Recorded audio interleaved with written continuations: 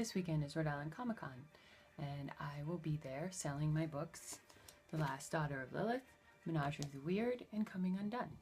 So I thought today what I'd do is read a little bit from The Last Daughter of Lilith, so you can get a sense of what you'll get with my book.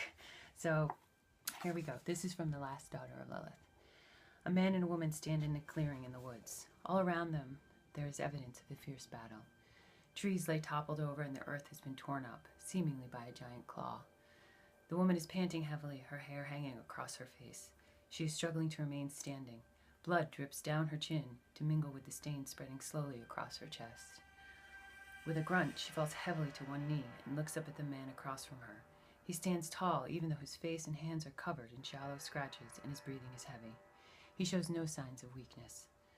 His eyes glow with an evil light as he watches the woman. Finally, he extends a hand towards where she crouches on the ground. "Come now, end this foolishness." "No," she gasps, and places her hands onto the ground with a grunt of effort. She stays that way for a few minutes, her sides heaving in and out with effort. With a groan, she pushes herself to her feet and pushes her hair away from her face to look at him.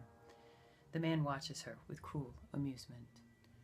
They stare at one another across the clearing. The girl closes her eyes. She speaks quietly to herself. The man cannot hear her, but his smile fades when the woman begins to glow with a white light.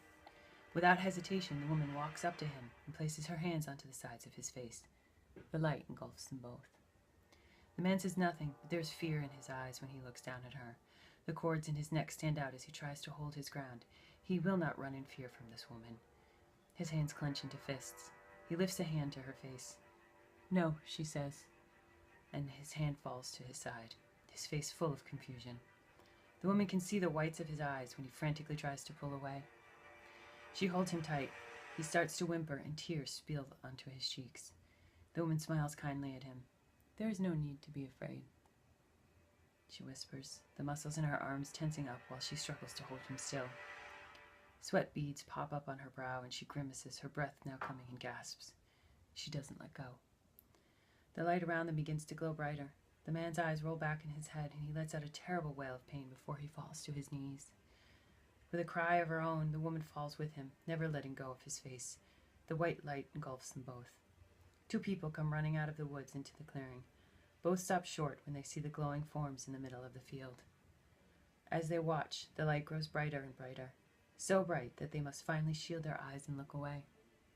They hear a wail of pain, and then everything goes quiet. The light fades. What's left in the clearing causes the two people to cry out in horror. So that's the prologue for The Last Daughter of Lilith. If you haven't already read it, it's an exciting book. It's in the line of Harry Potter, and it's a lot of fun. And it'll be for sale at Rhode Island Comic Con. If you can't make Rhode Island Comic Con, it's for sale on Amazon.com. But I hope to see you at Rhode Island Comic Con.